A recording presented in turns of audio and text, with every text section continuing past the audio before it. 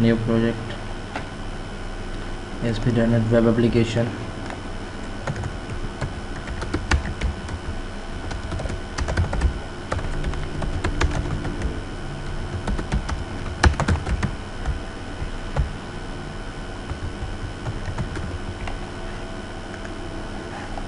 MVC, ठीक है। MVC change authentication में नो ऑथेंटिकेशन लगा लें और ओके कर लें। जब आप नो ऑथेंटिकेशन कहते हैं तो फिर ये ब्लैंक वाली टेम्पलेट यूज़ करता है, उसमें वो कुछ भी इंस्टॉल नहीं होता। ये मॉडल में एम्प्टी है, मॉडल में कुछ भी नहीं है। कंट्रोलर में उसने होम का बनाया और होम के अंदर ये अबाउट अस, कॉन्टैक्ट अस, सिर्फ यही बनाया। हमने शॉपिंग कार्ट के लिए बनाना है तो सबसे पहले हम क्लासेस बना लेते हैं, ठीक है। सबसे पहले हम कैटेगरी में हमें जो जो फील्ड्स रिक्वायर्ड हैं, आईडी, स्ट्रिंग में नेम और इंट में रैंक, स्ट्रिंग में डिस्क्रिप्शंस और उसके बाद स्ट्रिंग में लोगो URL, ये चीज़ें हमें रिक्वायर्ड है, ठीक है। तो इसका हम ना एक क्रिएट मॉडल बना लेते हैं, क्योंकि हमने यहाँ पे इमेज अपलोड करना होता है तो उसके लिए हम क्रिएट मॉडल बना लेते हैं। सेम क्लास हम कॉपी करेंगे, नीचे पेस्ट कर देंगे और इसमें कैटेगरी क्रिएट मॉडल कर लेंगे, ठीक है। और जहाँ लोगो URL है, ये स्ट्रिंग हम डेटाबेस में तो स्ट्रिंग रखेंगे, लेकिन फॉर्म से जो लेके आएंगे वो HTTP पोस्टेड फाइल बेस होगा, लोगो URL सिंपल। ये क्रिएट मॉडल बन गया। अच्छा, क्रिएट मॉडल हम इमेज के लिए बनाते हैं, मतलब जब आपने ना यूँ समझे कि कैटेगरी भी क्रिएट करनी है, साथ प्रोडक्ट भी करनी है, तो दोनों की क्लासेस अलग अलग हैं, लेकिन डाटा आप इकट्ठा लेना चाहते हैं कि इसका नेम जो है वो मतलब नोकिया होगा, ये कैटेगरी है, इसके अंदर लूमिया 520 होगा, ये इसका मतलब वो है, वो सारा फॉर्म फिल करके इकट्ठा सेंड करते हैं। अब आपने दो अलग अलग टेबल्स में डाटा सेव करवाना है, तो मॉडल तो एक ही था। तो इस तरह यानी कि जब हमने मॉडल में कुछ एक्स्ट्रा डाटा भेजना है या लेना है, हम उसमें क्रिएट मॉडल बना लेते हैं। क्योंकि डाटाबेस में जो हमने सेव करना है वो सिर्फ ये सेव करना है। ये हेल्पिंग के लिए हमने इसमें एक इजाफी प्रॉपर्टी रख दी। हाँ, उसमें हमारे पास एक और ऑप्शन भी होता है, लेकिन वो थोड़ा कम्प्लेक्स हो जाता है। अगर एक के अंदर आप करना चाहते हैं ना, तो लोगो URL या सिर्फ लोगो के नाम से आप रख दें इसमें, और ऊपर यहाँ पे हम लगा देते हैं नॉट मैप्ड। नॉट मैप्ड का मतलब है कि डेटाबेस में ये कॉलम नहीं बनेगा, इसके अगेंस्ट ये वाला कॉलम डेटाबेस में नहीं बनेगा। नॉट मैप्ड का मतलब ये है, ठीक है। अब ये मौजूद होगा, इसको हम यूज़ करेंगे, इसी के ज़रिए इमेज अपलोड करेंगे और वो सेव लोगो URL मतलब उसको सेव बाद में उसको लोगो URL में कर देंगे खुद ही। और जब डेटाबेस में सेव करेंगे तो यही फील्ड सेव होंगे, ऊपर वाली, ये नीचे वाली सेव नहीं होगी। ये मतलब फिर जब आप डेट के लिए कोई एक्स्ट्रा प्रॉपर्टी रखनी है वो भी नॉट मैप्ड करके जितनी मर्जी रख दें, लेकिन वो खामखा कम्प्लेक्स हो जाता है। तो उसका बेहतर ये है कि आप अलग क्रिएट मॉडल बना लें, ये ज़्यादा बेहतर है, ठीक है। इसके साथ लिंक किस तरह लगाएंगे दोनों के क्लासों का आपस में? ये हम क्रिएट मॉडल का ऑब्जेक्ट लेंगे उससे, और उससे डाटा निकाल के फिर कैटेगरी वाले क्लास को दे देंगे। अब यहाँ मैं कंट्रोलर बनाता हूँ, एक category MVC empty controller category, public action result create 10 view, ठीक है। अच्छा, इसमें हमने फिर डेटाबेस माइग्रेशन भी पढ़नी है। तो मैं ऐसे कहता हूँ कि पहले तो हमने ये किया था कि जितने भी हमने टेबल डेटाबेस में सेव करवाने थे ना, उन सब की क्लासेस बना ली, मॉडल्स बना लिए और इकट्ठे एक दफ़ा ही दिए। अब हम ये करते हैं पहले कैटेगरी का देते हैं ना, फिर जब हम दूसरा प्रोडक्ट का इसमें ऐड करेंगे तो वो आपको मॉडल का बताएगा कि मॉडल जो है ना आपके चेंज हो गए हैं, डेटाबेस और मॉडल चेंज है, आपस में मैच नहीं हो रहा है। तो वो हमने फिर माइग्रेशन अनेबल करके उसके थ्रू काम करना, तो वो भी फिर इसमें कर देता हूँ, ठीक है।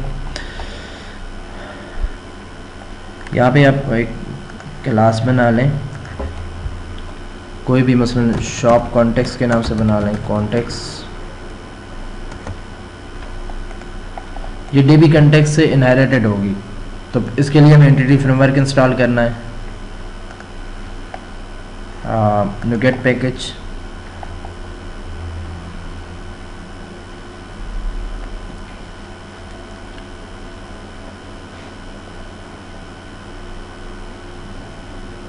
हमें बाकी जो चीज़ें रिक्वायर्ड है वो भी हम साथ ही इंस्टॉल कर लेते हैं। एंटिटी फ्रेमवर्क भी कर लेते हैं। बूटस्ट्रैप ऑलरेडी इसके अंदर है, jQuery कर लें। jQuery अगर है भी सही तो लेटेस्ट वाली आ जाएगी, ठीक है। इसके बाद वैलिडेशन वाली कर लें।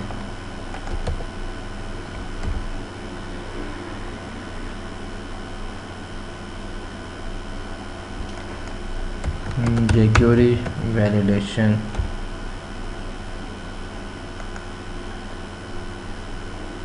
ये jQuery वैलिडेशन, jQuery अनऑब्ट्रूसिव वैलिडेशन,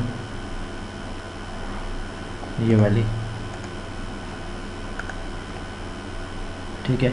और कौन सी करनी है? jQuery UI करना चाहते हैं वो भी कर लें।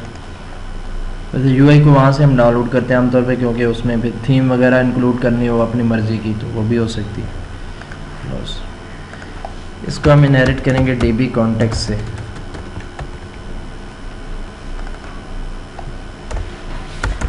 इसमें हम तमाम वो क्लासेस जो हमारे मॉडल्स हैं और डेटाबेस में हम सेव करवाना चाहते हैं तो उनको यहाँ पे उनका DB सेट में, मतलब वो जेनेरिक DB सेट में हम उनको पास करेंगे। DB सेट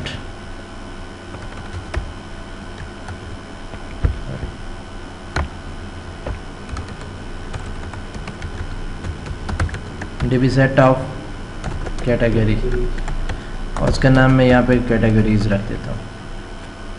अब बाकी सारा काम हमने मॉडल के ऊपर करना है। टेबल का नाम क्या होना चाहिए? डेटाबेस में इस वक्त कैटेगरी है तो वो इसको इसका प्लूरल बना देगा, कैटेगरीज लिख देगा, ठीक है। तो यहाँ मैं ख़ुद भी बता सकता हूँ, टेबल TBL कैटेगरीज।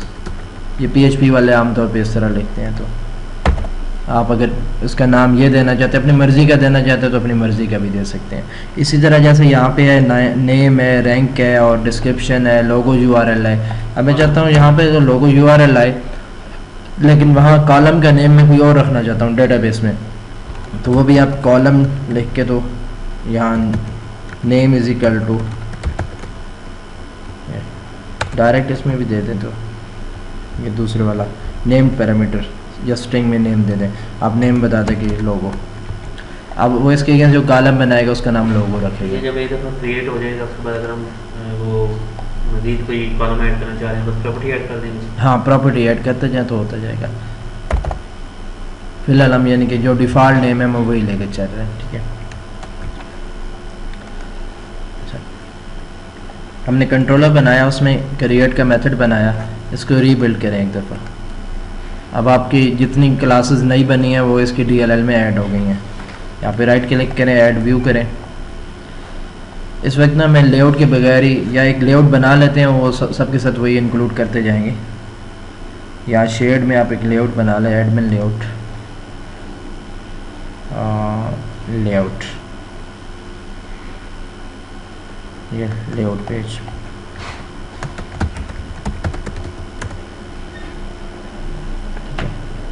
बस इसमें रेंडर बॉडी वहीं पे आ गया, सिर्फ मैं यहाँ पे ना हेडर और फुटर बना लेता हूँ। हेडर,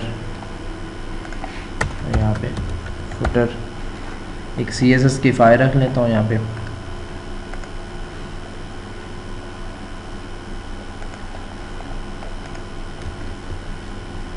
स्टाइल शीट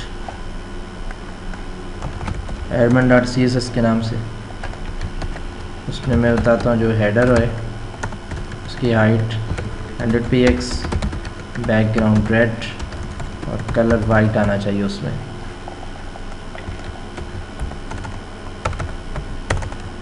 जो फुटर है उसकी हाइट 150 होनी चाहिए, बैकग्राउंड उसका सिल्वर होना चाहिए और कलर उसका बस ब्लैक ही होना चाहिए। तो ये रिमूव करते हैं, admin.css को यहाँ इंक्लूड कर लें, ठीक है। बाकी लेआउट जिस तरह मर्जी बनाना चाहें आप, ये सिंपल सा बनाए। ऐड व्यू करें,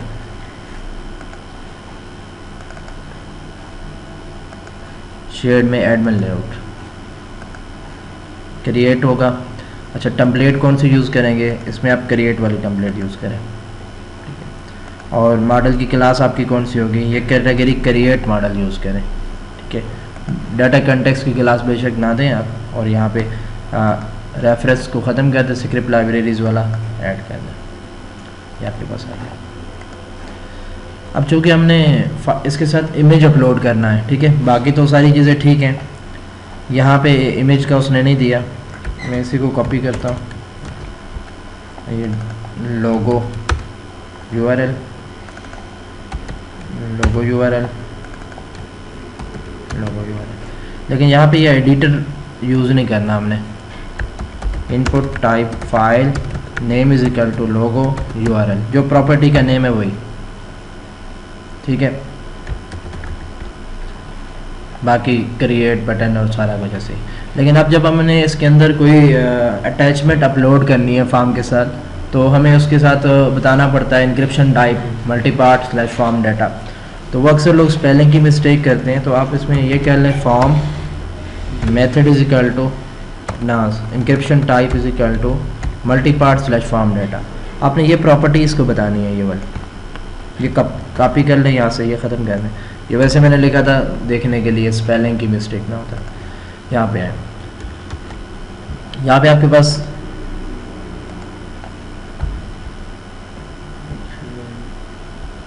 ये वाला 8 नंबर पे जो कंस्ट्रक्टर आ रहा है, सबसे पहले एक्शन का नेम पूछता है, तो वो हमने क्रिएट ही रखा है एक्शन का नेम। अगर पोस्ट वाले एक्शन का नाम कोई और रखना है तो वो भी रख सकते हैं आप, फिर यहाँ पे वही बताना होगा आपको, ठीक है। और उसके बाद जो आपके पास कंट्रोलर नेम है वो कौन सा है, कैटेगरी, ये कैटेगरी क्लास का नेम नहीं है, कंट्रोलर का नेम है, दोनों का नेम हमने सेम रखा। फॉर्म मेथड डॉट पोस्ट, आगे कहता है ऑब्जेक्ट में HTML एट्रीब्यूट्स बताएं, न्यू, यहाँ पे वो पेस्ट करते हैं जो आपने कॉपी किया था, HTML एट्रीब्यूट है, ये फॉर्म के HTML एट्रीब्यूट्स हैं।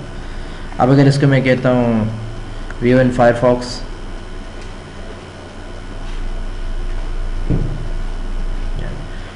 इस पर राइट क्लिक किया और व्यू पे सोर्स किया, तो ये देखिए इसने बनाया form action is equal to slash category slash create, ये देखिए encryption type is equal to multi part slash form data. बस ये चीज़ें इसके साथ आती है। अच्छा, अब यहाँ से हमने जो भी चीज़ें एंटर करनी है, डिस्क्रिप्शन के लिए मैं चाहता हूँ कि टेक्स्ट एरिया होना चाहिए, टेक्स्ट बॉक्स नहीं होना चाहिए। तो कैटेगरी की क्लास पे जाएं, यानी मॉडल पे, इसमें ये क्रिएट वाला है, इस पर डाटा टाइप मल्टी पार्ट, अपना data type data type dot multi line text, ठीक है, इधर भी लगा दें और ऊपर उस पर भी लगा दें। एडिट के लिए अगर हमने यूज़ करना है, अलग मॉडल नहीं बनाएंगे तो इसके ऊपर मैं लगा देता, ठीक है। बाकी वैलिडेशन जो लगानी है बेशक इस पे लगा लें, वो डाटाबेस वाले पे ना लगाएं, क्योंकि क्रिएट मॉडल ये है, आप इसको फिल्टर करके लेंगे। डाटाबेस में आप यानी नरमी रख रहे हैं कि उसमें बेशक कम या ज़्यादा डाटा होगा, स्ट्रिंग लेंथ कम या ज़्यादा होगा, वो फिर भी सेव कर लेगा। लेकिन जिस ज़रिए से आप यूज़र से ले रहे हैं उस पर आप रेस्ट्रिक्शन ज़्यादा लगा दें कि यूज़र से इनवैलिड डाटा आए ही ना, ठीक है। इसका एक फ़ायदा यह होगा कि कोई और एप्लीकेशन आप इस्तेमाल कर रहे हैं, उसमें वैलिडेशन के रूल्स आप कम रखना चाहते हैं, मतलब इतने ज़्यादा स्ट्रिक्ट नहीं करना चाहते, यूज़र नेम की लेंथ कम ज़्यादा अलाउ करना चाहते हैं, तो फिर उसके साथ आसानी होगी उसकी, ठीक है। बाकी इस पर आप लगा लें, बेशक रिक्वायर्ड लगा लें, रिक्वायर्ड एरर मैसेज लगा दें, इंटरव्यूअर एंटर कैटेगरी नेम, ठीक है। रैंक में आपके पास रेंज होती है, ठीक है। मिनिमम रेंज क्या होना चाहिए 1, मैक्सिमम क्या होना चाहिए 100, और एरर मैसेज क्या होना चाहिए 1 to 100 इज़ वैलिड रेंज। ये अगर रेंज उसने वैलिड ना लिखी तो मैसेज आएगा, और आप अगर चाहते हैं कि वो अगर रैंक इंटर ही ना करे तो कौन सा मैसेज आना चाहिए, इंटर कैटेगरी रैंक, ठीक है। अच्छा, इसमें एक और चीज़ होती है कि आप चाहते हैं दो कैटेगरी का रैंक सेम नहीं होना चाहिए, डुप्लीकेट नहीं होना चाहिए, तो ये एनटीटी फ्रेमवर्क के इस वर्जन में आपके पास ये ऑप्शन भी है। यहाँ आप यानी स्ट्रिंग लेंथ भी इंक्लूड करना चाहें तो कर लें बाद में, फिलहाल यहाँ पे आप लगाएं index is unique is equal to true. अब ये यूनिक होगा कॉलम, इसमें डुप्लीकेट वैल्यू नहीं आएगी। तो हर कैटेगरी जी रैंकिंग, हाँ रैंक, तो हर कैटेगरी का रैंक अलग अलग होना चाहिए, तो अलग अलग होगा। ये नहीं होगा दो कैटेगरी तो सेम रैंक दे दें। तो ये एक से ज़्यादा कॉलम पे भी लगा सकते हैं। एक से ज़्यादा पे भी लगा सकते हैं, ठीक है। अच्छा, ये इज़ यूनिक वैसे डेटाबेस में हमने सेव करानी है ना, इस जब हम फॉर्म से ले रहे होंगे तो उस वक्त कोई फ़ायदा नहीं है यहाँ पे लगाने का, क्रिएट मॉडल में, क्योंकि क्रिएट करते वक्त तो उसको नहीं पता होगा कि डुप्लीकेट है या नहीं, वो तो डेटाबेस में लगानी। तो ये हमने यहाँ नहीं लगानी, बल्कि ये ओरिजिनल टेबल जो डाटा मॉडल जो डेटाबेस में सेव हो रहा है हमने इस पे लगाना है, ठीक है। एरर मैसेज तो नहीं देता इसके साथ, ये तो जब डेटाबेस में इंसर्ट करने की ट्राई करता है तो एक्सेप्शन आती है, एक्सेप्शन को हैंडल करते हुए हम देखते हैं कि जो रैंक है वो डुप्लीकेट हो रहा है, ठीक है।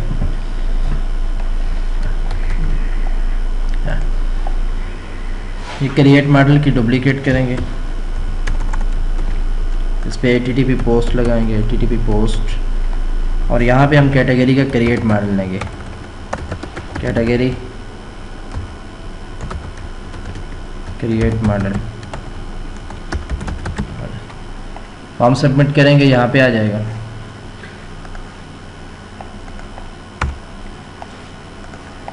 अच्छा, सबसे पहले हमने इससे जो इमेज है वो निकाल के सेव करवाना है, तो इमेज के लिए पहले हम डायरेक्टरी बना लेते हैं। यहाँ पे ये पैरामीटर मॉडल के एक उसका मॉडल का नेम है, ये मॉडल के इसी क्लास का एक ऑब्जेक्ट बनेगा मॉडल, इसके अंदर वो सारा डाटा फील्ड होगा जो हम फॉर्म से सेंड कर रहे हैं। इसका नाम आप कोई भी दे सकते हो, OBJ दे दें बेशक, मॉडल दे दें, मॉडल होता तो हम मॉडल लिख लेते हैं, वैसे OBJ लिख दें बेशक। तो यहाँ इमेजेस का फोल्डर ऐड करें,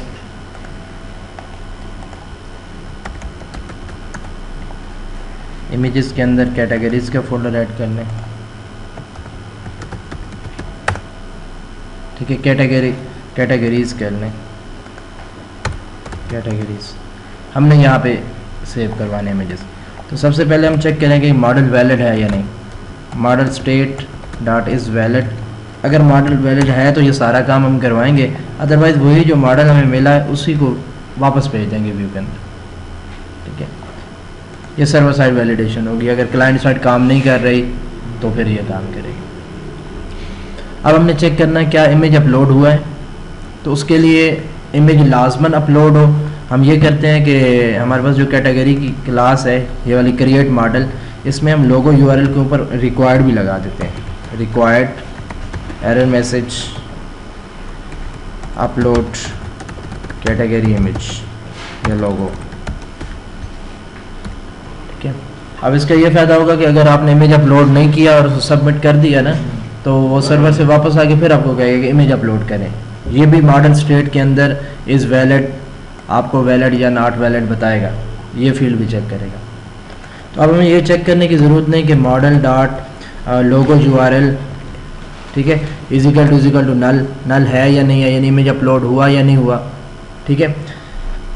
लोगो URL उस वक्त नल आएगी जब आपका form multipart slash form data नहीं होगा, या मल्टीपार्ट स्लैश फॉर्म डाटा वाला आपने ऑप्शन तो दिया लेकिन नीचे इनपुट टाइप फाइल नहीं रखी आपने, तो ये वाला नल आएगा।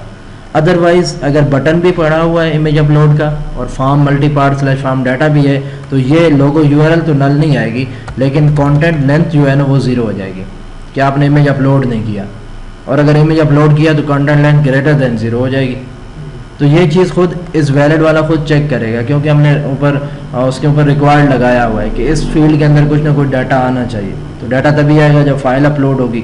तो हमें फर्दर कुछ भी चेक करने की ज़रूरत नहीं कि फ़ाइल अपलोड हुई है नहीं हुई है, या फॉर्म के साथ मल्टी पार्ट लगाया गया था या नहीं, ये खुद ही उसको इनवैलिड करके वापस भेजता रहेगा।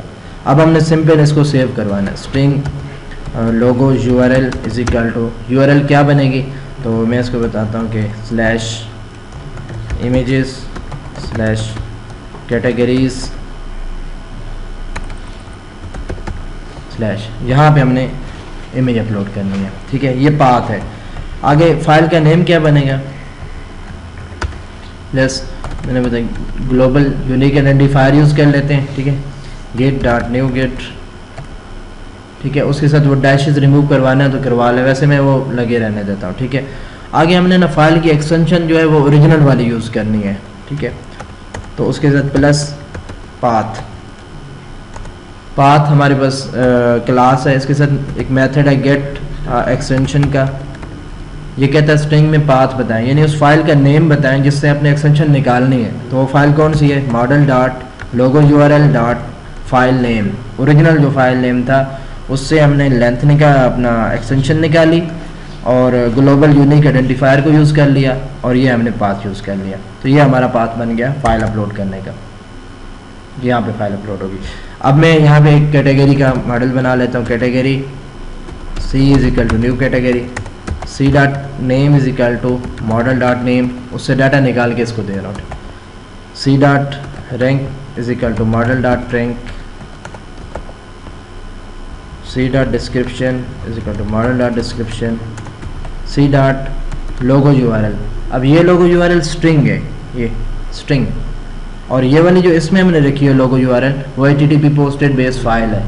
तो हम ये रखेंगे logo URL is equal to logo URL जो ऊपर अभी हमने बनाई है, ठीक है। मॉडल को दे दी। अब इसको सेव भी करवा लें, बेशक ऊपर यहाँ पहले सेव करवा लें। लोगो यूआरएल जो मॉडल के अंदर आ रही है, लोगो यूआरएल, ये वो पूरा कंट्रोल है जिसके अंदर फाइल का नेम भी है, उसके कंटेंट्स भी हैं जो हमने अपलोड किए।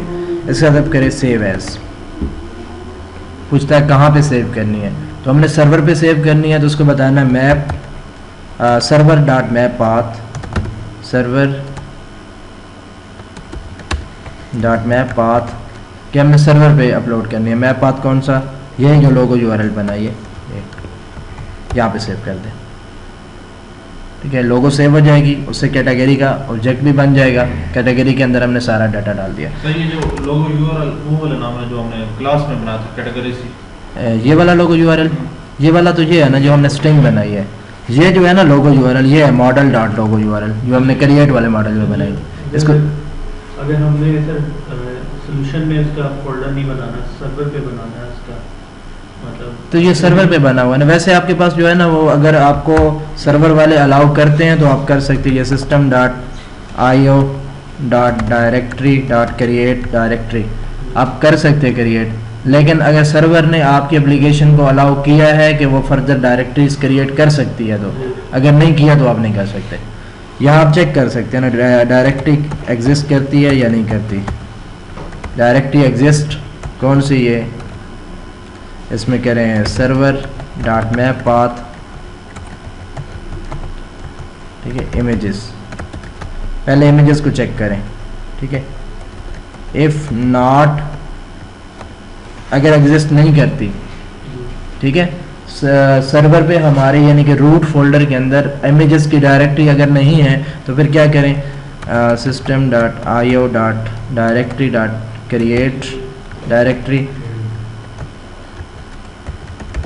इमेजेस, लेकिन ये आपको एक्सेप्शन देगी। इस वक्त हमारी जो एप्लीकेशन है ना वो सिस्टम के अंदर डायरेक्टली क्रिएट नहीं कर सकती, अलाउ नहीं है इसको।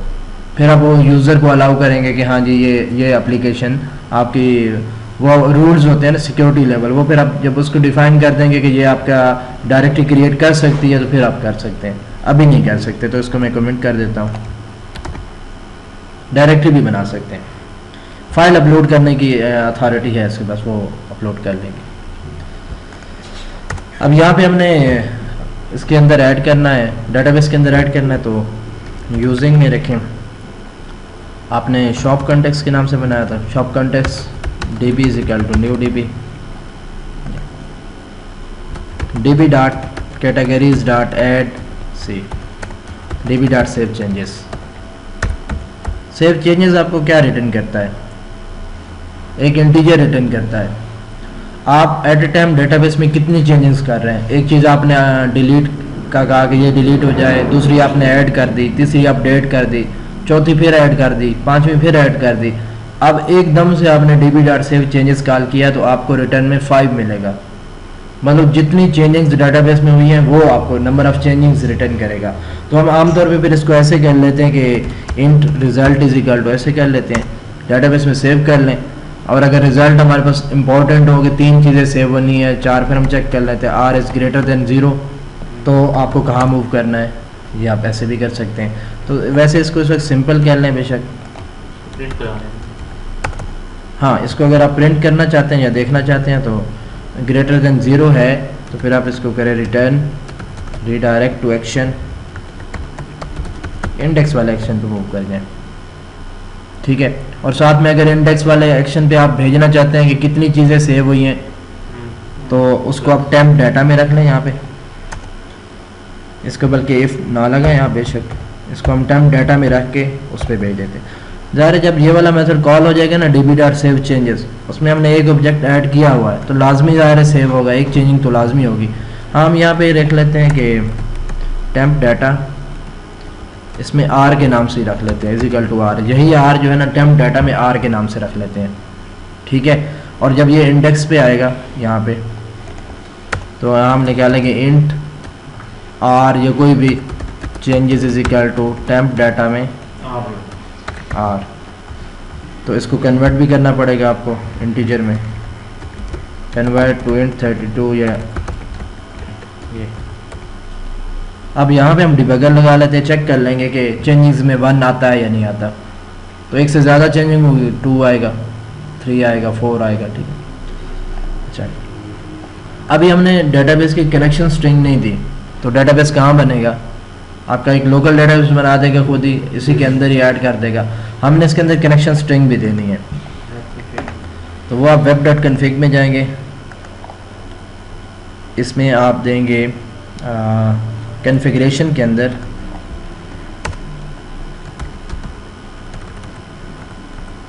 ये कॉन्फ़िगरेशन के अंदर ये कॉन्फ़िग सेक्शन के बाद ये कॉन्फ़िगरेशन के अंदर आप कनेक्शन स्ट्रिंग देंगे,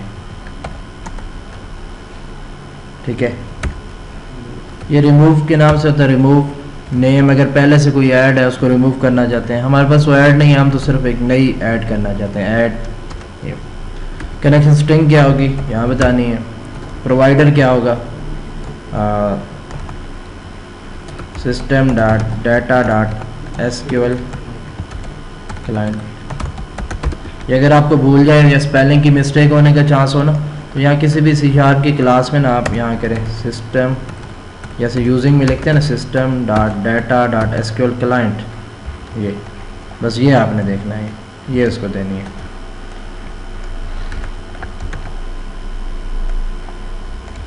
ये ठीक है। और कनेक्शन स्ट्रिंग अगर आपको याद नहीं रहता कि कनेक्शन स्ट्रिंग मतलब कैसे लिखनी है तो आप यहाँ पे व्यू करें, आपके पास है सर्वर एक्सप्लोरर, ये कनेक्ट टू डेटाबेस करें, कौन सा डेटाबेस है, एसक्यूएल सर्वर डेटाबेस है, डॉट प्रेस करें, डॉट सर्वर नेम डॉट, तो जितने डेटाबेस आपके सर्वर पे सारे आ जाएंगे। मैं कोई एक डेटाबेस सेलेक्ट कर लेता हूँ, ठीक है, ओके करें, ये आपके पास डेटाबेस आ गया।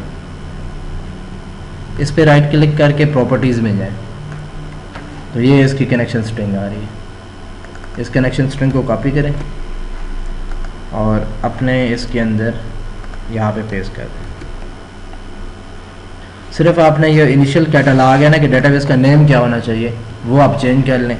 तो मैं कहता हूँ एंटिटी फ्रेमवर्क डेमो, कोई भी दे दें, डेटाबेस एक नया डेटाबेस बनेगा एंटिटी फ्रेमवर्क डेमो। अब ये आपको एक्सेप्शन दे रहा है कि आपने नेम नहीं लिखा, इसके ऊपर जाइए, name is missing. Connection string का नेम क्या होगा, नेम तो इम्पोर्टेंट है, लाजमी देना चाहिए। नेम इज इक्वल टू मैं कहता हूँ शॉप कॉन्टेक्स शॉप DB या शॉप DB कह लें, कोई भी नेम दे दें, शॉप DB। ये कनेक्शन स्ट्रिंग का नेम है। ये हमने अपनी जो DB कंटेक्स्ट वाली फाइल है ना, जो DB कंटेक्स्ट को इनहेरिट कर रही है, उसमें हमने ये नेम बताना है। मॉडल्स में शॉप कंटेक्स्ट, इसके अंदर ये DB कंटेक्स्ट, ठीक है। तो यही नेम दे दें, शॉप कॉन्टेक्स्ट देना चलेगा जी, अगर नेम सेम दे देंगे, जैसे शॉप कॉन्टेक्स्ट है वहाँ पे भी शॉप कॉन्टेक्स्ट दे दें। नहीं सेम नेम से वो खुद नहीं उठाएगा ना, वो खुद तो एक लोकल डेटाबेस बना देगा।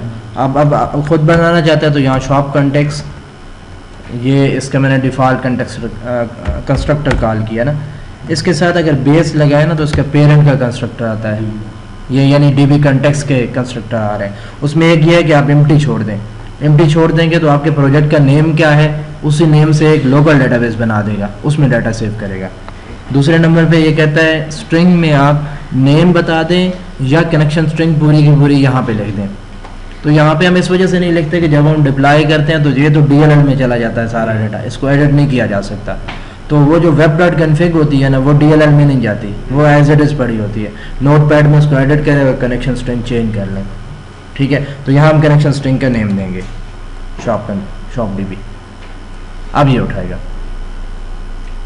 ठीक है। यहाँ पूरी कनेक्शन स्ट्रिंग भी दे सकते हैं, लेकिन देने इस वजह से नहीं है कि बाद में वो चेंज नहीं हो सकेगी डिप्लॉयमेंट के बाद। तो यहाँ पे नेम देंगे तो वेब डॉट कन्फिग से चेंज हो जाएगी। अच्छा, ये कैटेगरी का कंट्रोलर है और ये डाटा सेव कर देगा इसमें हमें।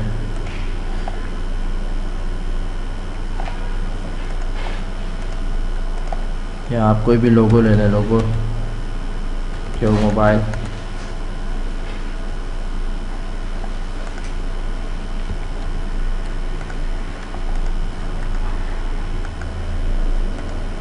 सर नेम उस फाइल के जो क्लास बनी है उसके कंस्ट्रक्टर में पास करना है। हाँ, DB कंटेक्स्ट से जो इनहेरिटेड है ना हमारी क्लास, जो डाटाबेस मतलब कि टेबल बनाने हैं सारे वो उसमें रखने हैं क्लासेस, वो वाली क्लास उसके अंदर हम उसका कंस्ट्रक्टर बनाएंगे ना, ये वाला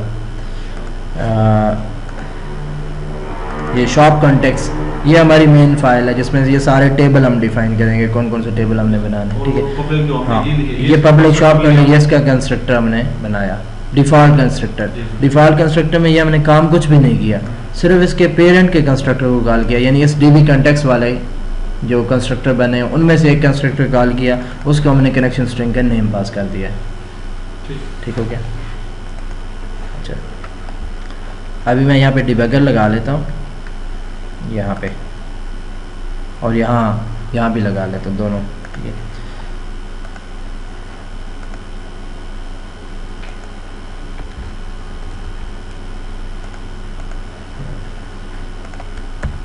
slash category slash create image. अभी मैं ब्राउज नहीं करता, इमेज के बगैर चलाता हूँ, देखता हूँ एक्सेप्शन अपना वापस आता है या नहीं आता। कोई नेम लिखा, रैंक भी मैंने ज़्यादा लिख दिया, ठीक है, और डिस्क्रिप्शन मैंने क्या create. Model state is valid, no, return.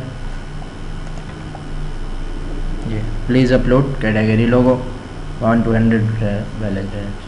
ये वाली जो आपकी एक्सेप्शन अपना मैसेज आता है ना, ये सर्वर साइड ही आएगा, क्लाइंट साइड नहीं आएगा, ठीक है। क्लाइंट साइड अगर आपने लगाना है तो वो आप उसके अंदर इनपुट टाइप फाइल लिखा हुआ है ना, उसके अंदर आपको खुद देना पड़ेगा, required is equal to required देना पड़ेगा, वो HTML5 का है। और वैसे अगर ये करें ना व्यू पेज सोर्स, तो ये सारे इसने बताए हुए हैं, डाटा वेल ट्रू और डाटा वेल रिक्वायर्ड, तो ये दोनों आप कॉपी कर लें, डाटा वेल ट्रू और डाटा वेल रिक्वायर्ड, ये दोनों कॉपी करें।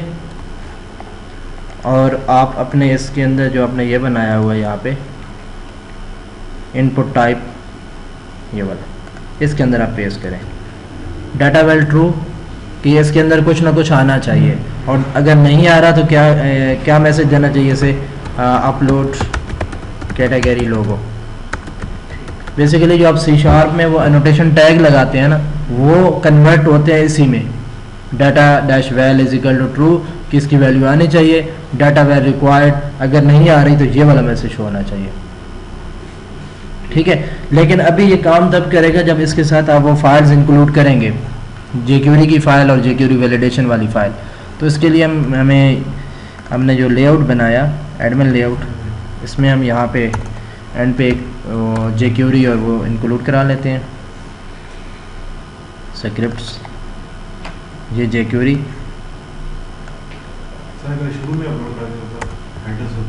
हाँ तब भी ठीक है, कोई मसला नहीं, लेकिन एंड पे हम गिराते हैं jQuery की फाइल्स, क्योंकि इन्होंने जब अपना काम करना होता है ना, उससे पहले हमने बाकी पेज दिखाना होता है, तो बेहतर ये होता है कि आप एंड पे करें।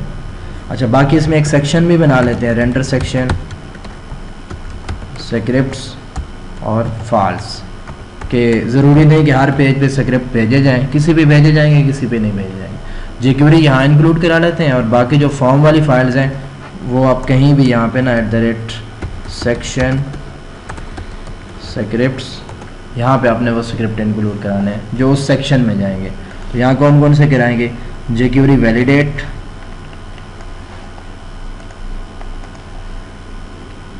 और वैलिडेट अनऑब्ट्रूसिव, ये दोनों।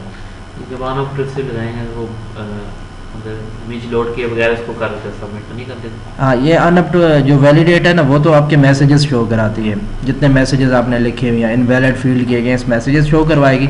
अनऑब्ट्रूसिव जो है वो इनवैलिड फॉर्म को सबमिट होने से रोकेगी क्लाइंट साइड पे। सेक्शन बना के jQuery उसमें रखिए, false रखा है। हाँ। उसको और इसका क्या लिंक बनेगा? उसका ये है कि यहाँ हमने लिखा सेक्शन स्क्रिप्ट्स, इसका मतलब है ये दोनों जो इसके अंदर जितना डाटा लिखा हुआ है ना ये स्क्रिप्ट्स वाले सेक्शन में जाएगा। मतलब कहाँ पे जाएगा, वो जो हमने इंक्लूड कराया ये एडमिन लेआउट में, वो इस लाइन की जगह पे वो आएगा।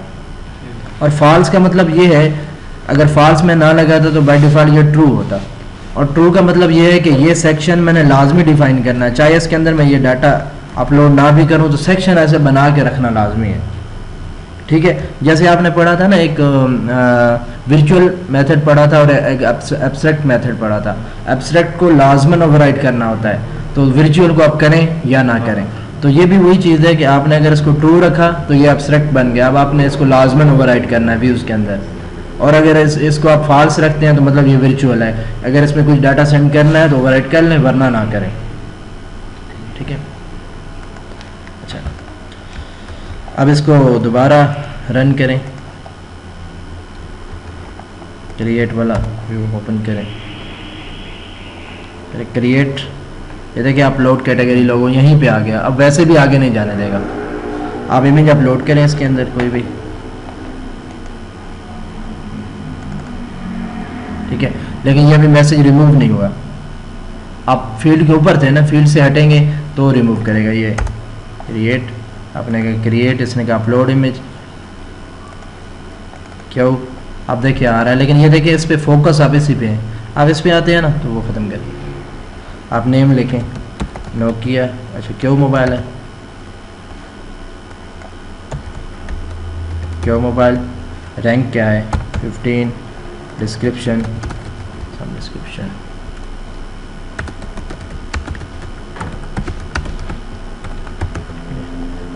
क्रिएट, यहाँ पे आ गया। अब देखें मॉडल स्टेट इज़ वैलिड, हाँ अब इस वैलिड के अंदर आ गया। ठीक है, ये लोगो यूआरएल बनाई, इस पर अगर हम जाके देखें तो ये बनी है। ठीक है, आगे कैटेगरी का ऑब्जेक्ट बनाया इसने, सेव कर दिए। ठीक है, अब कैटेगरी का ऑब्जेक्ट बनाया, डाटा पास किया, डेटाबेस की मतलब डीबी कंटेक्स्ट वाली फाइल का ऑब्जेक्ट बनाया।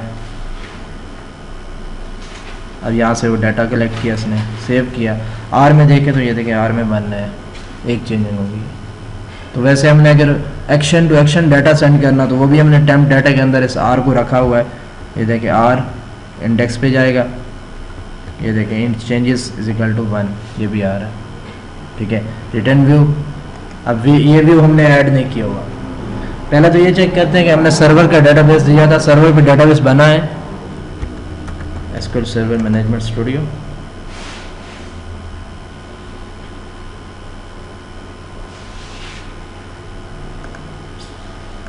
और ये तो लाइव सर्वर है।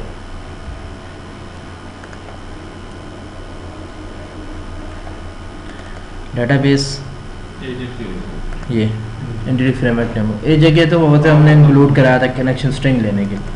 ये टेबल्स, ये आपका टेबल है कैटेगरी का।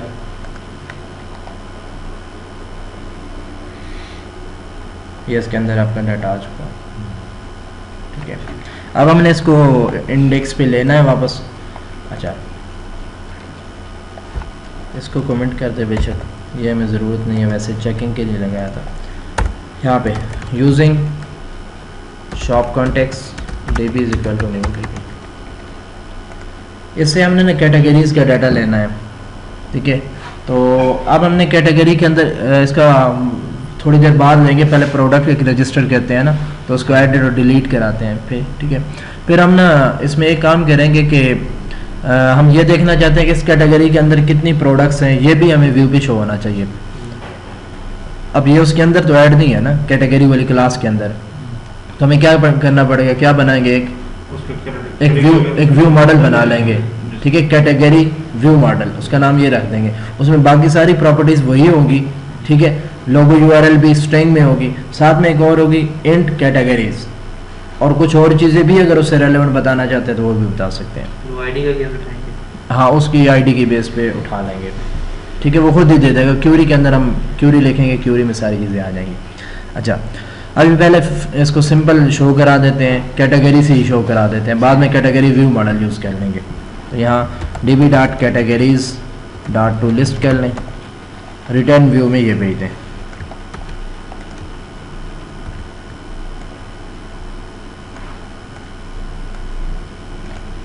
ये ठीक हो गया। रिटर्न व्यू में आपने db.categories.toList कर दिया। टू लिस्ट नहीं करेंगे तो ये आई क्यूरेबल जाएगा, यानी क्यूरी होगी, डाटा नहीं होगा, और आई एनुमरेबल का मतलब ये डाटा होगा। टू लिस्ट, टू अरे या किसी एक में करना तब ये जाएगा आगे, ठीक है। यहाँ पे एक ऐड व्यू करें, उसमें बताएं कि आप जो है ना कैटेगरी दिखाना अपना लिस्ट दिखाना चाहते हैं, लिस्ट ऑफ कैटेगरी दिखाना चाहते हैं, और मास्टर पेज यही वाला होगा, ऐड ये आ जाएगा। Model name rank. अब लोगो यूआरएल, इसको तो नहीं पता ना कि ये यूआरएल है, ये तो उसको एज ए स्ट्रिंग ट्रीट करता है। ये आप यहाँ से निकाल दें और फारिज के अंदर यहाँ से भी निकाल दें। ये तो हमने इमेज डिस्प्ले कराना है, तो इमेज डिस्प्ले कराने के लिए हम ये फर्स्ट इसी के अंदर डाल देते हैं, यहाँ पे image source is equal to atom dot logo URL. लेकिन इसके साथ उसने टिल्डा साइन लगाया होता है, हमने वो नहीं लगाना, तो क्या लिखेंगे यहाँ @URL.content, इसमें एटम डॉट इमेज यूआरएल, लोगो यूआरएल, ठीक है, इमेज आ जाएगा। इसको देख लेते हैं।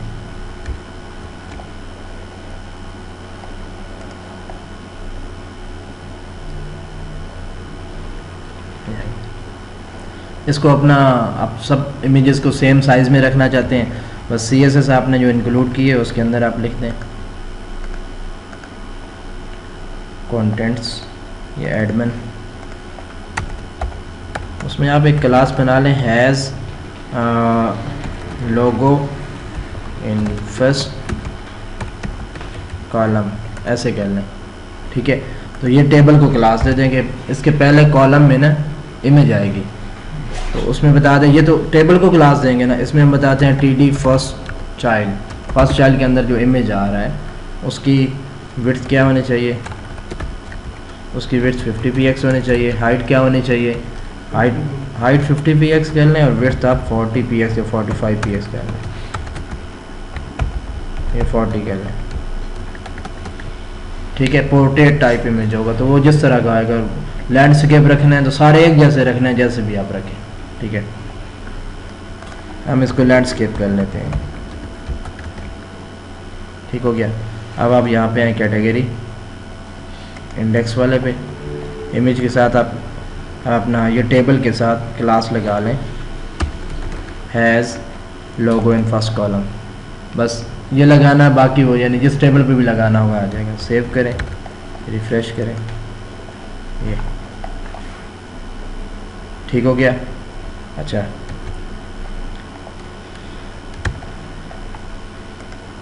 आगे अगर आप चाहते हैं कि इसके नीचे आए नेम या आगे आए, जैसे वो CSS है, फिर आप खुद एडजस्ट करते जाएं। क्रिएट न्यू, नोकिया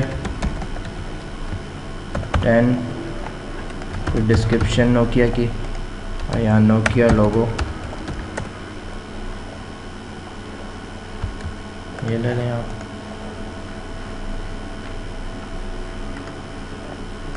सेव कर लें, अपलोड करें, क्रिएट, ठीक हो गया। अच्छा, अब हमने इनको एडिट करना है। एडिट का एक लिंक इसने खुद साथ दिया हुआ है, /category/edit/1, या तो हम इसी नाम से बना लें, या अगर आप नाम चेंज करना चाहते हैं तो नाम चेंज भी कर सकते हैं। ये है, ये आपका टेक्स्ट जो वहाँ पे शो हो रहा है, और ये एक्शन का नेम है, और ये इसके अंदर इसने एक ऑब्जेक्ट पास किया जिसमें उसने आईडी दी है, सेंड की है, ठीक है। इसके साथ अगर कोई क्लास वगैरह लगाना चाहें, एडिट का बटन भी वो ऐसे आना चाहिए जैसे एक बटन होता है, लिंक नहीं आना चाहिए। यहाँ पे कॉमा लगाएं तो HTML एट्रीब्यूट पूछता है, ऑब्जेक्ट HTML एट्रीब्यूट, न्यू दे दें आप, इसको बताएं @class = btn, या @class के साथ इस वजह से लगाते हैं कि क्लास रिजर्व कीवर्ड है, ये देखें ब्लू हो जाता है, तो इसके साथ @ लगाना है, ठीक है। एक btn लगा दें, btn info लगा दें, एडिट के लिए इन्फो लगा दें, ठीक है। और ये यही कॉपी करके नीचे भी पेस्ट कर लें,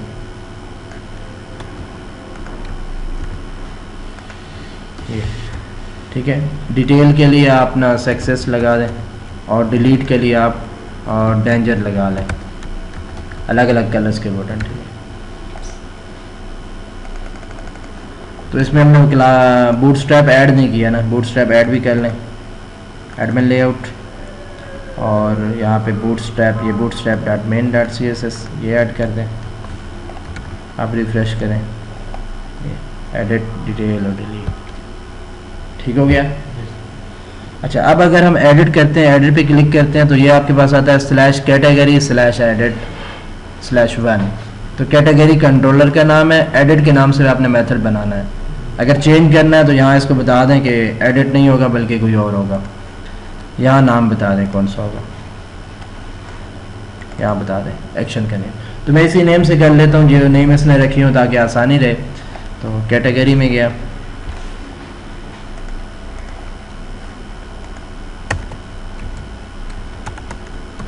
public action result edit int id return view, id = 0 करते हैं। 0 क्यों करते हैं, अभी ये चीज़ भी देखते हैं।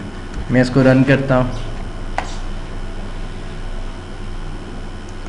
अगर कोई बंदा ये पैरामीटर में ना भेजे, /edit करके एंटर कर दे तो ये मैसेज आ जाता है,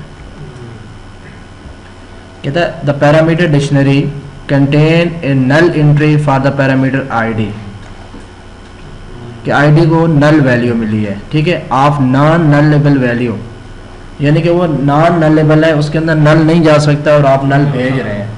तो फिर हम उसको ना ऑप्शनल पैरामीटर कर देते हैं कि जब यूज़र नहीं भेजेगा तो ये 0 कंसिडर की जाएगी, और जब यूज़र वैल्यू भेजेगा तो जो यूज़र वैल्यू भेजेगा वही आएगी। 0 भेजेगा फिर भी पेज डिस्प्ले होगा, पेज डिस्प्ले होगा, पेज पर भी मतलब आगे वो हम चेक करेंगे ना, डेटाबेस में देखेंगे रिकॉर्ड 0 के अगेंस्ट कोई रिकॉर्ड नहीं मिलेगा तो हम HTTP नॉट फाउंड पे चले जाएंगे, ठीक है। अब यहाँ पे करें, आपने ये फाइंड करनी है कि इस आईडी के अगेंस्ट कोई प्रोडक्ट आपके अपना कोई कैटेगरी आपके डेटाबेस में एग्जिस्ट करती है, using shop context db = new db, var category = db.categories.find id, इसके अगेंस्ट फाइंड करें। ऐसे भी फाइंड कर सकते हैं, और अगर आईडी से फाइंड नहीं करना, किसी और उसके नेम से फाइंड करना है, या उसके रैंक से फाइंड करना है, या किसी भी प्रॉपर्टी की बेस पे फाइंड करना है, तो आप यहाँ पे लगाएं db.categories। ये जो फाइंड वाला है ये आपको 1 रिकॉर्ड रिटर्न करता है, लिस्ट नहीं करता, लिस्ट ऑफ कैटेगरी नहीं रिटर्न करेगा, कैटेगरी रिटर्न करेगा। लेकिन ये जो वेयर वाला है ना, वेयर, ये आपको लिस्ट रिटर्न करेगा। ये देखें, आई क्यूरेबल ऑफ कैटेगरी, कैटेगरी की कलेक्शन रिटर्न करेगा। तो where m goes to m.id = ऊपर से जो id आ रही है वो, साथ में अगर नेम होता तो एंड m.name = वो भी बता सकते थे। अब ये जो है ना, ये आपको लिस्ट ऑफ कैटेगरी रिटर्न कर रहा है। इससे आपने क्या करना है, डॉट फर्स्ट, कि मुझे इससे पहला निकाल दे, मैचिंग होगा एक ही रिकॉर्ड इसके अंदर आईडी की बेस पे, लेकिन उस एक को उसने लिस्ट बना के रखा होगा, लिस्ट बनाई होगी, लिस्ट में एक आइटम डाला होगा और वो हमें रिटर्न कर दी होगी। 1 2 3 से ज़्यादा आएगा। हाँ, एक से ज़्यादा भी आइटम उसमें ऐड हो सकते हैं, लेकिन उसने एक ही ऐड किया होगा ना, क्योंकि उसे मिला ही एक होगा। तो हम जब फर्स्ट करेंगे तो वो पहला मैचिंग जो है ना उठा के कैटेगरी में डाल देगा। मैचिंग, हाँ, पहला जो मतलब जितने मिले हैं ना आईडी की बेस पे, उस आईडी की बेस पे जितने भी रिकॉर्ड थे ना, उनमें से जो पहला रिकॉर्ड है वो हमें दे देगा। मतलब मैंने उसको कहा जी फलाम बंदा जो है मुझे जिसका CNIC नंबर 1 2 3 4 5 6 7 8 9 10 ये है, वो मुझे वो बंदे ला के दें, तो एक ही बंदा आएगा ना। लेकिन मैंने वो बंदे कहे हैं, तो इसका मतलब है जो डाटा टाइप होगा ना वो लिस्ट होगी, कलेक्शन होगा। लेकिन उस कलेक्शन में एक ही बंदा सर आएगा। हम ऊपर जैसे आईडी बता रहे हैं ना, हाँ। जब आईडी बताएंगे तो ये m.id से वो आईडी उठा लेगा ना, फिर फर्स्ट लिखने के अंदर। नहीं, इसको हमने बताया कि यहाँ ये मिले वो वाला ले आए, तो वो बेसिकली इसकी जो आउटपुट होगी ना वो ये होगी लिस्ट ऑफ कैटेगरी, ये देगा आउटपुट में, ये देगा। इसमें एक आइटम होगा कैटेगरी का, और जब हम फर्स्ट बताएंगे ना वो सिर्फ ये देगा कैटेगरी। फर्स्ट का मतलब है कि एक पूरी लिस्ट है, एक कलेक्शन है, कलेक्शन में से पहला आइटम दे दें। अब कलेक्शन नहीं है, आइटम आया। ये वेयर जो है ना, वेयर के अंदर जो मर्जी लिखें, आपको रिटर्न में यहाँ वेयर पे क्लिक करें, ये देखिए रिटर्न में क्या बता रहा है वहाँ पे देखें, आई क्यूरेबल ऑफ कैटेगरी। कैटेगरी का यानी कि कलेक्शन बता रहा है, देखें इसमें जेनेरिक है, आई क्यूरेबल एक जेनेरिक है, उसके अंदर कैटेगरी आ रही है। मतलब वो आपको लिस्ट ऑफ कैटेगरी देगा, लेकिन उसमें सिर्फ एक कैटेगरी होगी, बाकी होंगी नहीं, लेकिन देगा वो लिस्ट। तो हमें तो वो सिंगल कैटेगरी खुद चाहिए, कैटेगरी की लिस्ट नहीं चाहिए। फिर हम जब फर्स्ट लगाएंगे, फर्स्ट देखें, फर्स्ट क्या देगा आपको, सिर्फ कैटेगरी देगा। ठीक है। अब यहाँ पे एक मसला यह आएगा कि अगर कैटेगरी ना मिली और हम उसको कहेंगे जी फर्स्ट कैटेगरी हमें दें, और कैटेगरी कोई मिले ही ना उस आईडी के, तो फिर एक्सेप्शन आ जाती है। तो इसमें फिर हम लिखते हैं फर्स्ट और डिफॉल्ट। ये फिर आपको क्या रिटर्न करता है, ये देखें, return the first element of sequence. Sequence का मतलब कलेक्शन, ठीक है। Or a default value if the sequence contain no element. अगर उस कलेक्शन के अंदर कोई भी आइटम हमें नहीं मिला जिसकी आईडी ये वाली हो, ठीक है, हमें कोई भी आइटम नहीं मिला, तो फिर ये क्या करेगा, आपको नल रिटर्न कर देगा। फर्स्ट वाला उस वक्त हम यूज करते हैं जब हमें 100% यकीन हो कि एक ना एक आइटम लाजमी आएगा। डिफॉल्ट आईडी तो हमें दी हुई है ना, और डिफॉल्ट में मतलब वो नल भेज देगा हमें, जीरो ले लेगा। नहीं जीरो नहीं, जीरो तो जीरो के बेस पे तो उसने फाइंड किया ना। अब इसको ऑब्जेक्ट मिला, मतलब इसने जीरो, इसने देखा कि मुझे ना वो वाली कैटेगरी रिटर्न करें। यहाँ पे एडिट का वो लिंक बना हुआ है, हाँ, पे हम जिस रिकॉर्ड क्लिक करेंगे उसकी आईडी यहाँ पास, उसकी आईडी पास होगी, वो रिकॉर्ड मिलेगा। लेकिन वो चूंकि यूआरएल में जाता है, कोई यूजर यूं भी कर सकते हैं /123 कर ले, कुछ और लगा दे जो डाटाबेस में एग्जिस्ट नहीं करती। फिर जब ये वाली क्यूरी चलेगी तो इसको कोई एक रिकॉर्ड भी नहीं मिलेगा जिसकी आईडी वो हो जो यूजर ने पास की है। यूजर -1 पास कर देता है, अब -1 तो आईडी किसी कैटेगरी की नहीं है। फिर क्या होगा, आपके पास नल आएगा। तो फर्स्ट अगर आपने लिखा होगा तो नल आने की वजह से फर्स्ट आपको एक्सेप्शन देगा कि मैं कहता हूँ कि मुझे लिस्ट में से ना पहला आइटम निकाल के दें। अब लिस्ट में आइटम है ही नहीं, तो जब मैं कहता हूँ पहला आइटम निकाल के दो तो एक्सेप्शन आ जाएगी। और फर्स्ट और डिफॉल्ट का मतलब ये है, मैं कहता हूँ कि लिस्ट में अगर आइटम है तो पहला निकाल के दे दें, नहीं है तो नल दे दें। फर्स्ट और डिफॉल्ट का ये मतलब है। और जो फाइंड वाला है, फाइंड वाला आपको डायरेक्ट फर्स्ट जो है वो रिटर्न कर, फर्स्ट और डिफॉल्ट, यानी ये जो है ना फर्स्ट और डिफॉल्ट ये वही है। फाइंड आपको ऑटोमेटिकली फर्स्ट और डिफॉल्ट रिटर्न करके देता है, ऑब्जेक्ट देता है, लिस्ट ऑफ ऑब्जेक्ट नहीं देता। और ये जो वेयर है आपको लिस्ट ऑफ ऑब्जेक्ट देता है, लिस्ट ऑफ या मतलब अरे ऑफ या कोई भी कलेक्शन ऑफ ऑब्जेक्ट आप कह सकते हैं। ठीक है। अब यहाँ पे हम चेक कर लेंगे कि if category is equal to null. अगर कैटेगरी में कोई भी रिकॉर्ड नहीं आया तो मतलब जो आईडी पास हुई है वो एग्जिस्ट नहीं करती डाटाबेस में। इसको करें रिटर्न HTTP नॉट फाउंड। 404 वाला पेज होता है ना HTTP नॉट फाउंड, वो उस पे ले जाए। और अगर मिल जाता है तो फिर क्या करें, रिटर्न व्यू, व्यू में यही कैटेगरी हमें भेज दे, ये आप निकाल दें। अगर कैटेगरी नहीं मिलती, HTTP नॉट फाउंड मिल जाती है तो वही वापस रिटर्न कर दें। रन किया। अब देखिए मैंने वैल्यू इंटर नहीं कर रहा, यहाँ एडिट पे 0 जाएगी, इंटर किया HTTP नॉट फाउंड 404 ये आ गया। और अगर इसमें मैं पास करता हूँ /1 पास करता हूँ, रिकॉर्ड मिल गया। सिर्फ व्यू चूँकि अभी हमने ऐड नहीं किया तो उसकी एक्सेप्शन आ रही है। ठीक है। यहाँ पे एक व्यू ऐड करते हैं, ऐड व्यू, एडिट वाला, और कैटेगरी की क्लास ऐड, ये एडिट व्यू बन गया।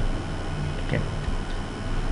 अब हमने जो कि व्यू ऐड किया है, और व्यू जो है वो असेंबलीज में नहीं जाता, DLL फाइल में नहीं जाता। अब रीबिल्ड करने की ज़रूरत नहीं, डायरेक्ट इंटर कर लें आप। ये आ गया। इसमें आपका क्यों मोबाइल, रैंक, डिस्क्रिप्शन और लोगों की बजाय इसने इमेज रखा हुआ है। ठीक है। यहाँ हमने पुराना इमेज शो कराना है और नया इमेज अपलोड करना है इसके साथ। तो हम ये कहते हैं कि एक तो इसको भी हमने multi part slash form data देना होगा, ये form encryption type multi part slash form data, ये वाला। ये एडिट पे ही वापस जाएगा और कैटेगरी का कंट्रोलर है उस पर जाएगा, फॉर्म मेथड इसका पोस्ट होगा और encryption type multi part slash form data होगी, ठीक होगी। अच्छा, अब लास्ट पे इसने जो ये दिखाया हुआ है ना editor for logo URL, editor for हमने नहीं लगाना, यहाँ पे क्या लगाना है, input type file name is equal to logo URL. इसके साथ अब रिक्वायर्ड नहीं लगाना। उसकी वजह यह है कि इमेज तो ऑलरेडी अपलोडेड है, आप तो वो चेंज करना चाहे तो कर सकता है, अदरवाइज नहीं, ठीक है। तो यहाँ पुराना इमेज भी आप दिखा दें, इसके अंदर यहीं पे दिखा दें, image source is equal to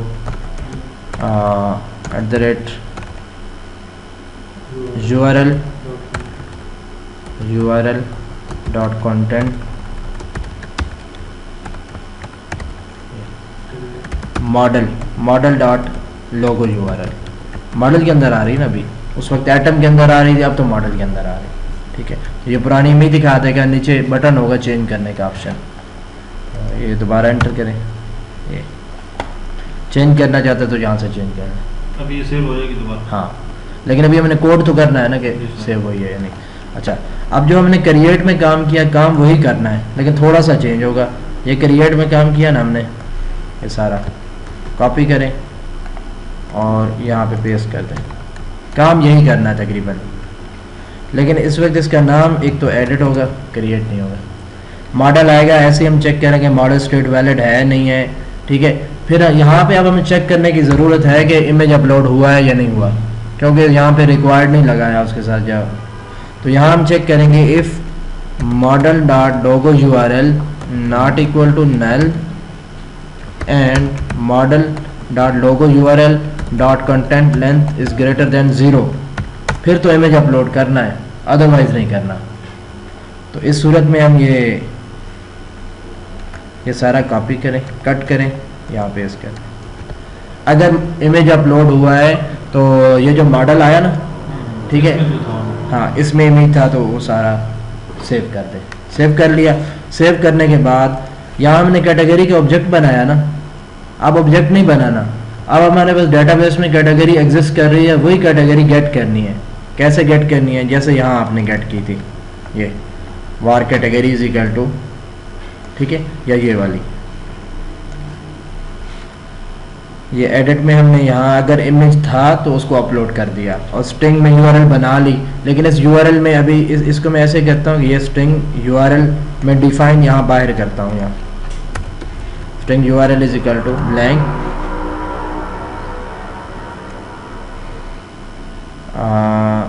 एक मिनट, ऐसे नहीं, पहले मैं ये करता हूँ कि मॉडल अगर वैलिड है तो पहले मैं ओरिजिनल मॉडल जो डेटाबेस में सेव है पहले उसको गेट करता हूँ, ठीक है। Var C is equal to category DB dot, अच्छा वो डेटाबेस का ऑब्जेक्ट बनाना है, using shop context DB is equal to new DB, पहले मैं वो ले लेता हूँ। Var C is equal to DB dot categories dot find model dot ID, उस वक्त आईडी था, अब वो आईडी मॉडल के अंदर आ रही है, समझ आ रही है ना बात। पहले आईडी यहाँ पे इंटीजर में अलग हमने रखी हुई थी, अब चूंकि हमने उसके अगेंस्ट मॉडल ढूंढा और मॉडल सेंड कर दिया व्यू को, अब वही मॉडल हमें मिल रहा है, जिस मॉडल के अंदर आईडी आ रही है। तो इस आईडी के बेस पे मैंने ऑब्जेक्ट फाइंड किया, अगर मिल गया if C is equal to null return HTTP not found, अगर नहीं मिला तो रिटर्न नॉट फाउंड। यहाँ पे आएंगे तो हमारे पास सी हमें मिल चुका है। अब सी डॉट इमेज यूआरएल क्या होनी चाहिए, लोगो यूआरएल, ये हम देखेंगे या तो यही होनी चाहिए, अगर इमेज अपलोड हुआ है तो फिर नई वाली होनी चाहिए। तो यहाँ ये लिखें, ये वाला कोड आपने जो यहाँ किया है वो अब यहाँ लिखें। आपने ऑब्जेक्ट फाइंड किया, यहाँ पे अगर आपको ऑब्जेक्ट मिल गया फिर आपने चेक किया कि क्या लोगो अपलोड हुई या नहीं।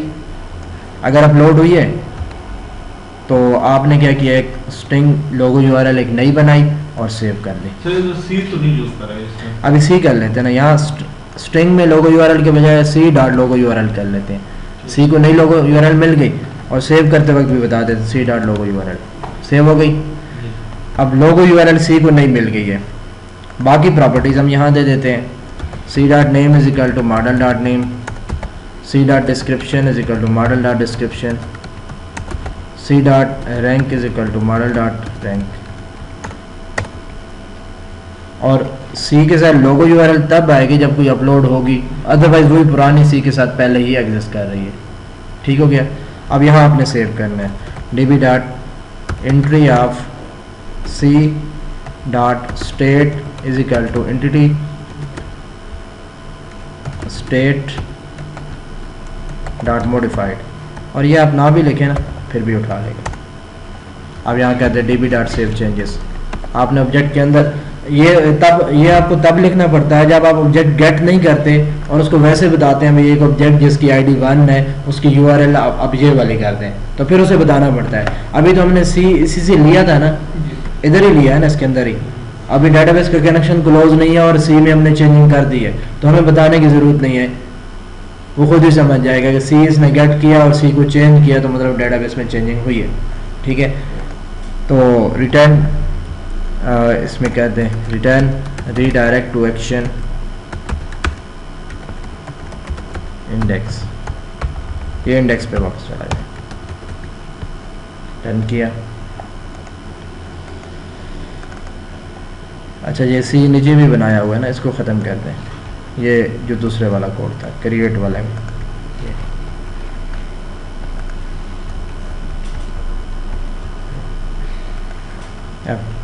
यहाँ पे देखें अगर मॉडल स्टेट वैलिड है तो ठीक है, ये सारा काम हो, अदरवाइज रिटर्न मॉडल।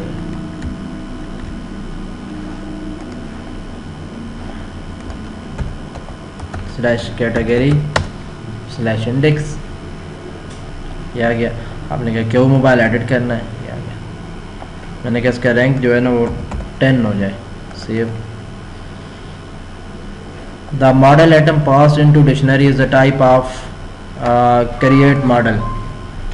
अब आपने क्रिएट मॉडल पास कर दिया है, उसमें क्रिएट मॉडल लिखा हुआ था ना, तो हम जो डेटाबेस में आगे रिसीव कर रहे हैं इसमें अपना एक्शन में, वो कौन से वाला है, क्रिएट मॉडल ही रिसीव कर रहे हैं। लेकिन यहाँ से जो हम पास कर रहे हैं इसको एडिट में, ये वाला, ये कौन सा है, कैटेगरी मॉडल है ना, क्रिएट मॉडल तो नहीं है।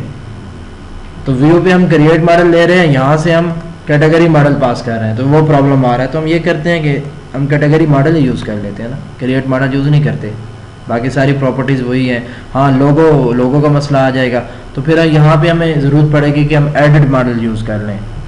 तो इस वक्त जो एडिट मॉडल के लिए हमें चीज़ें चाहिए वो क्रिएट मॉडल में सारी वैसी मौजूद हैं, तो हम इसको क्रिएट मॉडल ही रहने देते हैं। अलबत्ता यहाँ पे रिटर्न करते वक्त ना इसको कट कर लें, यहाँ इसको न्यू भेजें, न्यू कैटेगरी क्रिएट मॉडल। उसमें डिस्क्रिप्शन क्या आनी चाहिए, जो इसमें मेरे पास कैटेगरी में डिस्क्रिप्शन है वो आनी चाहिए। या अगर आप अलग बना के भेजते हैं अगर आसानी के लिए, तो आप ये कर लें कि यहाँ एक category create model m is equal to new, तो m dot name is equal to category dot name, m dot rank is equal to category dot rank. ये ऐसे भी बना सकते हैं सारी प्रॉपर्टीज़, ठीक है।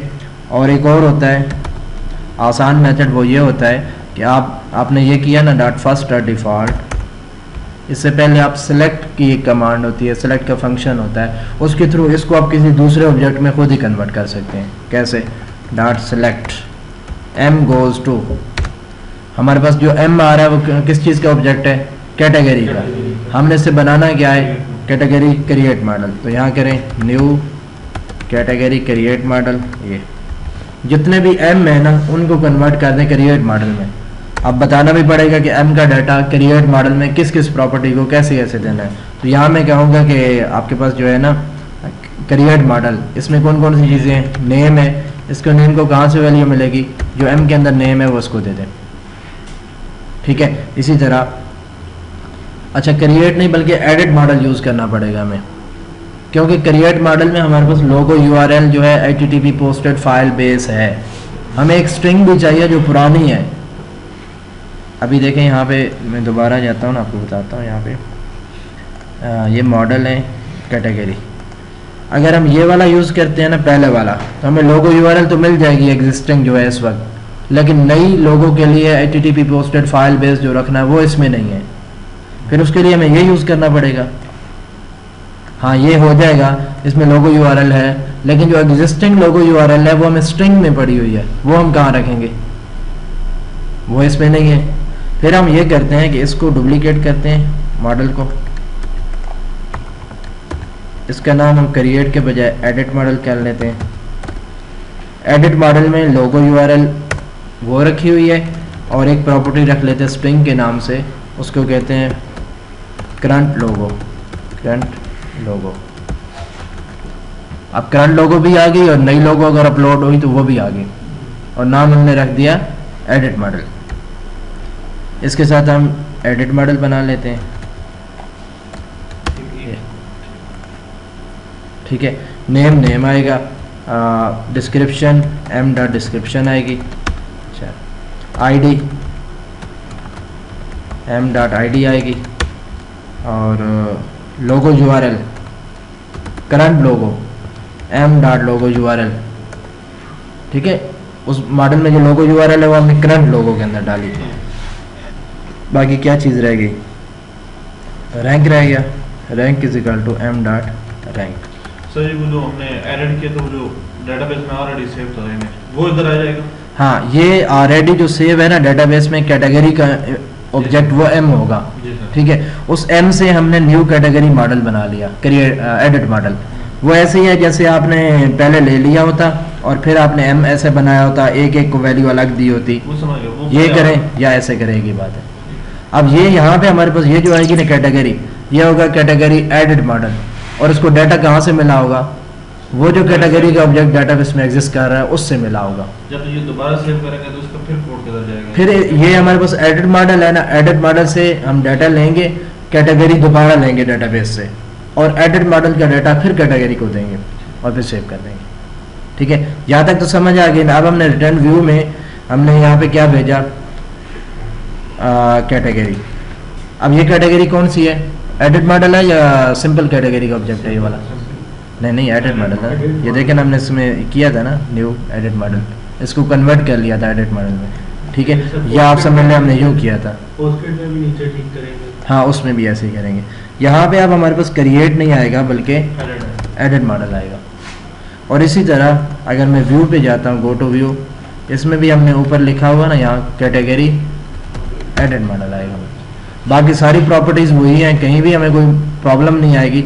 सिर्फ हमने जो पुरानी लोगो दिखानी है ना, ये अब मॉडल डॉट लोगो यूआरएल नहीं आएगा बल्कि क्या आएगा, करंट लोगो आएगी। मॉडल डॉट, अब ये उठा नहीं रहा ना, अब इसको अगर control A, control x, control we, अब ये दोबारा लोड हुआ, वो पुराना मॉडल ही उठा रहा है। हमने चेंज किया लेकिन वो अभी उसने चेंज नहीं किया था। ये देखिए करंट लोगो अब आ गया, करंट लोगो दिखा देगा और लोगो यूआरएल में दूसरा। अब जब ये पोस्ट करके जाएगा कैटेगरी वाले कंट्रोलर पे तो हमें एडिट मॉडल मिलेगा।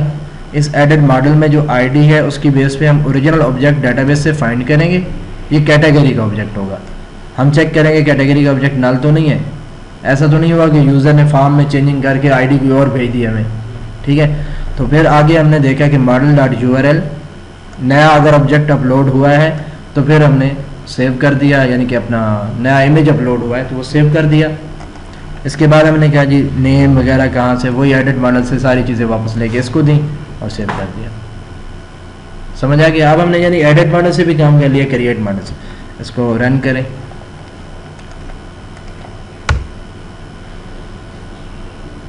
ये आ गया। मैंने कहा कि इसका 15 के बजाय इसके बल्कि मैं वो करता हूँ, यहाँ पे डिबगर लगा के दिखाता हूँ स्टेप बाय स्टेप।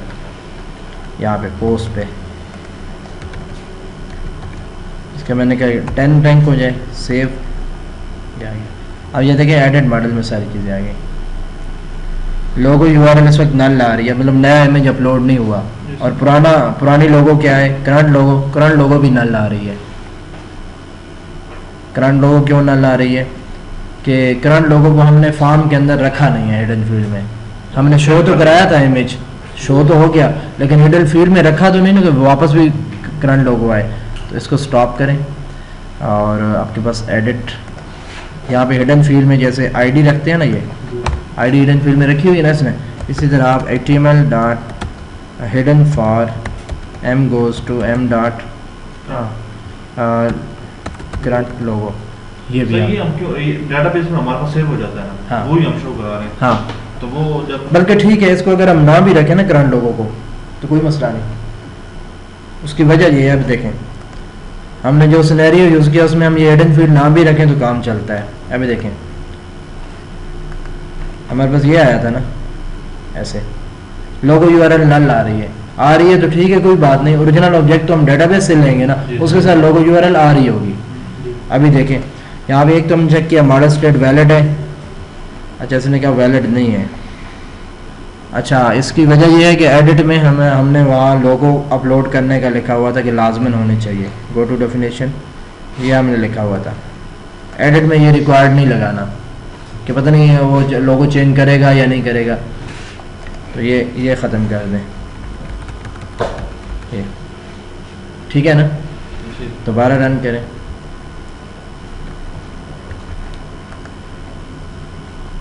अब मॉडल स्टेट वैलिड, अब वैलिड हो गई। ये ओरिजिनल इसने ऑब्जेक्ट ले लिया पहले डेटाबेस से। ये सी हमारे पास आ गया, सी में वो सारी चीज़ें आ गई जो इस वक्त डेटाबेस में एग्जिस्ट कर रही हैं, साथ में मॉडल में वो चीज़ें आ गई जो हम चेंज करना चाह रहे हैं। ठीक है, अब हम देखें कि ऐसे इसने चेक किया क्या इमेज अपलोड हुआ है, नहीं इमेज अपलोड नहीं हुआ। C dot name original name था, अब इसने इधर से निकाल के दे दिया। अब देखिए इस वक्त जो सी के अंदर रैंक आ रहा है वो 15 है, लेकिन हमने जो रैंक किया था वो 10 था। अभी देखें नीचे सी डॉट रैंक, मॉडल से रैंक लेके निकाला तो सी का रैंक। अब आप कहता है डेटाबेस में चेंज करें, कंटिन्यू। अच्छा, अपडेट पे एरर दे दिया, कोई मिस्टेक हो गई। रैंक दिस, ये डिस्क्रिप्शन, ये इनर एक्सेप्शन, इसको स्टॉप करें ना, जो यहाँ एक्सेप्शन को हैंडल करना पड़ेगा तो पता चलेगा कि क्या मिस्टेक हुई है। इसको ट्राई में रखें, ट्राई db.save चेंजेस, और एक्सेप्शन में ex ये निकाल देते हैं। अब देखते हैं ex में क्या आता है। वही डाटा दोबारा सेंड किया,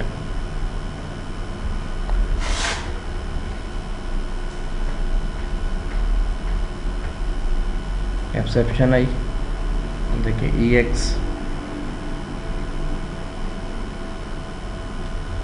इनर एक्सेप्शन। अब हमने मॉडल दूसरा यूज़ किया तो पता भी नहीं चल रहा है कि क्या मसला है। वो हम कैटेगरी का ओपन करें ना, इसमें देखें क्या क्या वैलिडेशन लगाई हैं। 1 to 100 रैंक लगाया है, वो ठीक आ रहा है। लोगो यूआरएल इसमें इज़ यूनिक, अच्छा रैंक यूनिक होना चाहिए, तो 10 पहले से एग्जिस्ट तो नहीं कर रहा।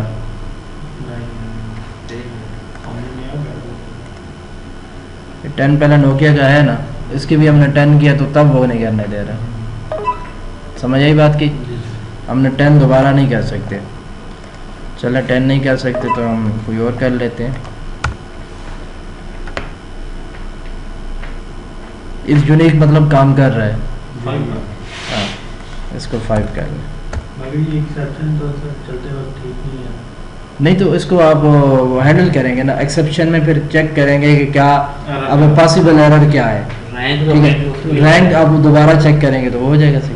उसमें आप चेक कर लेंगे कि ये वाला रैंक पहले से एग्जिस्ट कर रहा है तो उसमें model state dot add model error, उसमें आप बता दें कि ये मसला है।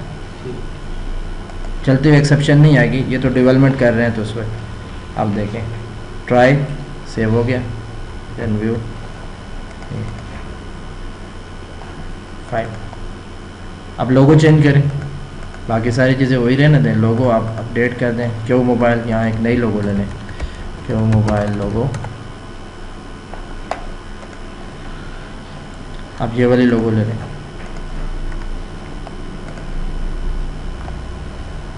क्यों क्यों ब्राउज, ये वाली सेव, देखें कैटेगरी का ओरिजिनल ऑब्जेक्ट लिया। अब ये चेक कर रहा है कि क्या लोगो अपलोड हुई है। हाँ लोगो अपलोड हुई है। अब सी डॉट लोगो को एक नया पाथ दे दिया उसने, सेव किया लोगो को और बाकी प्रॉपर्टीज़ भी जो चेंज होने वाली थी चेंज की और रिटर्न किया, कंटिन्यू, नया लोगो मिल गया।